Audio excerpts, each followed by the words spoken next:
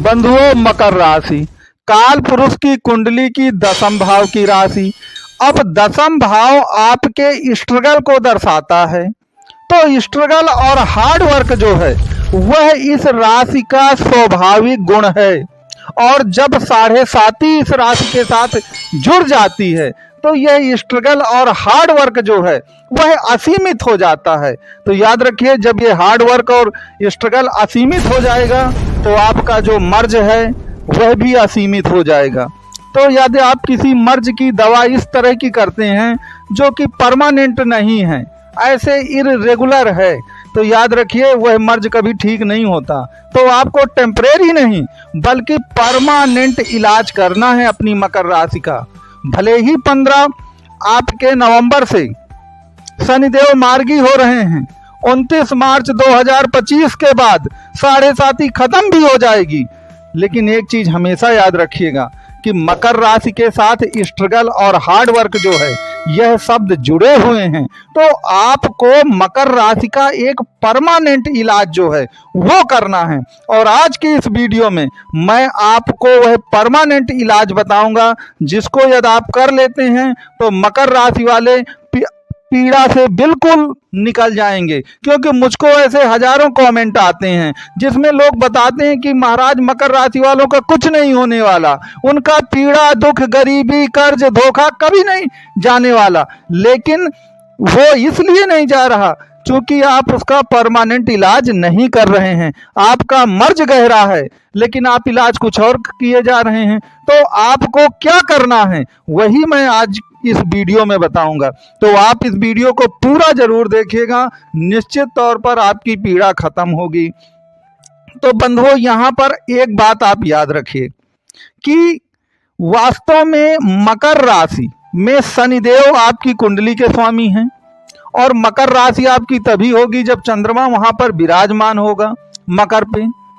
तो मुख्य खेल जो है वो चंद्रमा और शनि का है आपकी कुंडली में। अगर आपने चंद्रमा और शनि का एक परमानेंट इलाज कर लिया तो फिर आपको दिक्कत नहीं आएगी। अब इसका इलाज कैसे होगा? आपको मालूम है कि जो शनिदेव हैं वो कर्म के, एक्शन के, डिसिप्लिन के, अनुशासन के और आपके हार्ड वर्क के प्रतीक कहलाते हैं। तो एक्शन है, अनुशासन है और आपका हार्ड वर्क है, ये शनि के मतलब प्रथम तत्व हैं। और चंद्रमा क्या है? चंद्रमा आपका मन है। तो आप समझिएगा कि आपको वही कर्म करने हैं शनि के जो आपको मन से पसंद हो। आप वही अनुशासन रख सकते हैं जो आपको मन से पसंद हो। आप वही हार्ड वर्क कर पाएंगे जो आपको मन से पसंद हो। दिक्कत इस बात की है ना कि जो मकर राशि के जातक हैं वो ऐसे कार्यों में लग जाते हैं जो उनको मन से पसंद नहीं है, लेकिन लोभ में, लालच में या कोई काम नहीं मिल रहा उसमें वो उस काम में लग जाते हैं। और हमेशा मैं कहता हूं कि बाकी राशियों के लोग अगर कोई ऐसा काम भी करते हैं जो उनके मन के मुताबिक नहीं है तो वह कुछ दिन उसमें टिके रह सकते हैं। लेकिन चूंकि मकर राशि मूवेबल साइन है तो आप टिक नहीं पाएंगे, क्योंकि चर राशि है मकर राशि, तो आप टिक नहीं पाएंगे। ये स्थिर राशि नहीं है। तो आपको ध्यान देना चाहिए कि जो काम मन से पसंद है, क्योंकि पूरा खेल चंद्रमा और शनि का है आपकी कुंडली में, तो जो काम आपको मन से पसंद है अगर आप वो काम ना करके कुछ और करने लगेंगे तो भी आपको टिक नहीं पाना। आप ऐसा हार्ड वर्क कर रहे हैं जो मन उसको स्वीकार नहीं कर रहा तो भी आपको नहीं कर पाना है। आपका अनुशासन जो डिसिप्लिन है वो भी कुछ ऐसा है जिसको मन पसंद नहीं करता है। तो कहने का तात्पर्य यह है कि इस सूत्र को आप गांठ बांधिए पहले कि आपको वही कर्म करने हैं जो आपको मन से पसंद हो। यदि आप ऐसा काम करेंगे जो मन से पसंद नहीं है तो चंद्रमा आपका रूठ जाएगा, चंद्रमा खराब हो जाएगा। तो आप जानते हैं कि पूरा खेल आपकी कुंडली में चंद्रमा और शनि का है। अब समझिएगा यहाँ पर बात कि ठीक है, साढ़े साती कुछ दिन में समाप्त हो जाएगी, तो क्या चंद्रमा आपकी मकर राशि में जो बैठा है वो समाप्त हो जाएगा? क्या शनि पूरी तरह समाप्त हो जाएगा? नहीं हो जाएंगे। ये वह समस्या आपके साथ कहीं ना कहीं कुछ ना कुछ लगी रहेगी। तो आपको इसका एक परमानेंट इलाज करना है। मैं आपको बता सकता हूँ कि फलाना ग्रह जो है वो राशि परिवर्तन कर रहा है, कोई नक्षत्र परिवर्तन कर रहा है।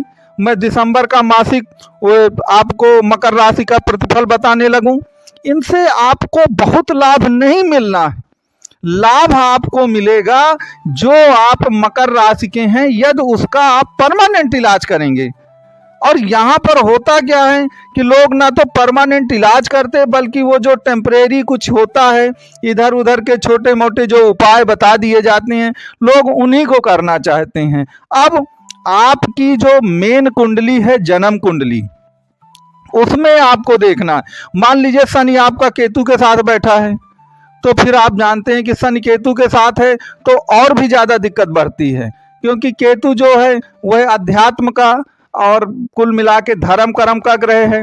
शनि को इन सब चीज़ों से मतलब नहीं है, शनि कर्म पर विश्वास करता है। तो आपकी कुंडली में कितने प्रकार के कॉम्बिनेशन बनेंगे शनि और चंद्रमा से, वो तो कुल मिला के आपकी कुंडली देखने पे ही पता चलेगा। एक तो मैंने आपको केतु और शनि का केवल उदाहरण बताया। मान लीजिए शनि और चंद्रमा में राशि परिवर्तन कभी हो जाए किसी कारणवश, या शनि और चंद्रमा के नक्षत्रों में परिवर्तन हो जाए, या चंद्रमा के साथ गुरु बैठ जाए। अगर चंद्रमा के साथ गुरु बैठेगा तो ये बात है कि अगर आप ऐसे कर्म भी करते हैं जो मन से आपको बहुत पसंद नहीं है, तब भी आप थोड़ा टिक सकते हैं, क्योंकि चंद्रमा और गुरु मिलकर के एक प्रकार से गज केसरी योग बनाएंगे, तो चंद्रमा को ताकत मिलेगी वहां पर। तो बहुत सारे कॉम्बिनेशन जो हैं वह आपकी जन्म कुंडली में बनते हैं। अब आपकी कुंडली में कौन सा कॉम्बिनेशन बना है, यह कुंडली देख करके ही पता चल पाएगा। तो आप यदि कुंडली का कंसल्ट करना चाहें तो नंबर आपको प्रदान किया गया है, आप इस नंबर पे कॉल और व्हाट्सएप से अपनी बात बता सकते हैं, कह सकते हैं, कंसल्ट कर सकते हैं। तो मित्रों, पूरा जो वीडियो का मेरा कॉन्सेप्ट है वो यही है कि आप अपनी कुंडली का एक परमानेंट इलाज ढूंढिए।